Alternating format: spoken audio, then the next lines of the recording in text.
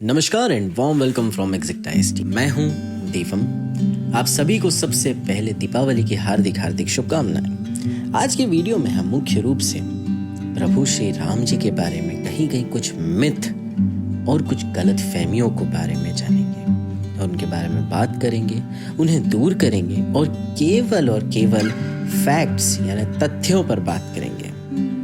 तो रामायण विश्व साहित्य की सबसे बड़े प्राचीन महाकाव्यों में से एक है और इसमें तकरीबन 24,000 छंद हैं, ज्यादातर श्लोक 7 कांडों यानी अध्यायों में विभाजित है। ध्यान देने वाली बात यह है कि पहला और 7वां बाद में जोड़ा गया है, यानी बाल कांड और उत्तर कांड।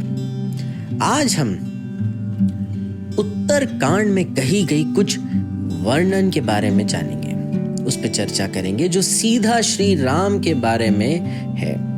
दूसरा, उत्तर कांड के आधार पर कुछ आरोप प्रभु श्री राम पर लगाए जाते हैं, उन्हें आज जानेंगे और अंतिम में आप ही तय करिएगा क्या उचित है और क्या अनुचित। सबसे पहले हम कुछ आरोपों की बात कर लेते हैं कि आखिर क्या आरोप लगाए जाते हैं हमारे श्री राम जी पर, आपके श्री राम जी पर, हम सबके श्री राम जी पर। पहला, कि अपनी धर्म पत्नी को गर्भ की हालत में त्यागना, और दूसरा, पुष्पक विमान से जाते वक्त एक शंबुक नाम के शूद्र को मारने का आरोप, क्योंकि वो तपस्या कर रहा था शूद्र होने के बावजूद।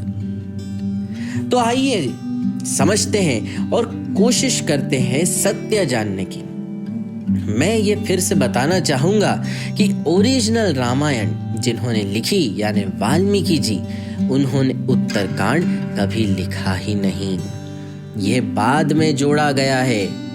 अब आगे बढ़ते हैं। पहला आरोप, गर्भ में माता जानकी को त्यागने का।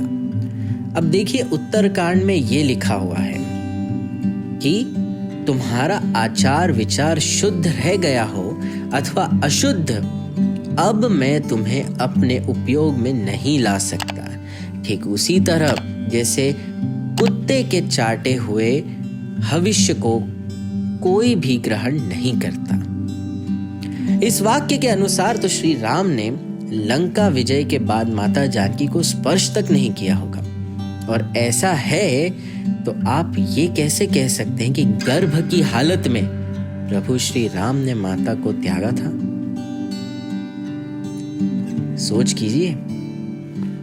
अब दूसरा आरोप, शंबुक नाम के शूद्र को पुष्पक विमान से तपस्या करते देखा एंड इस वजह से मार दिया कि एक शूद्र तपस्या कैसे कर रहा है। ओरिजिनल रामायण में लंका विजय के बाद अयोध्या लौटने के पश्चात उन्होंने पुष्पक विमान कुबेर को सौंप दिया था, आप पढ़ सकते हैं।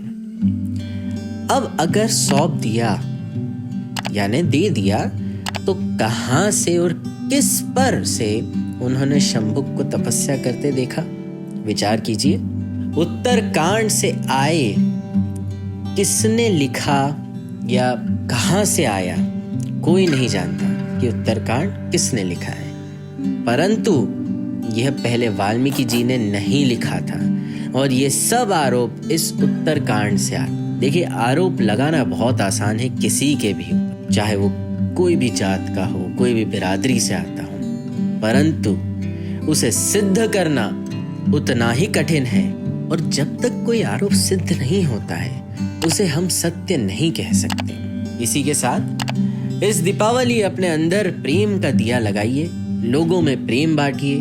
वो इंग्लिश में एक कहावत है ना, what goes around comes around. तो प्रेम बांटिए, आपको भी प्रेम मिलेगा, और नफरत बांटिएगा तो कहने की जरूरत नहीं आपको क्या मिलेगा। तो खुश रहिए, खुशी बांटिए, सुखी रहिए और सुख बांटिए, अपने आप को और बेहतर बनाइए। आखिर में मैं एग्जैक्टाइज की तरफ से आप सभी को बहुत बहुत शुभकामनाएं देता हूं दीपावली की। आप सभी खूब तरक्की करें, स्वच्छ रहें, स्वस्थ रहें, खुश रहें, अच्छा बना रहें और सभी के मुख पर सदैव एक मुस्कुराहट रहे। नमस्कार, जय श्री राम।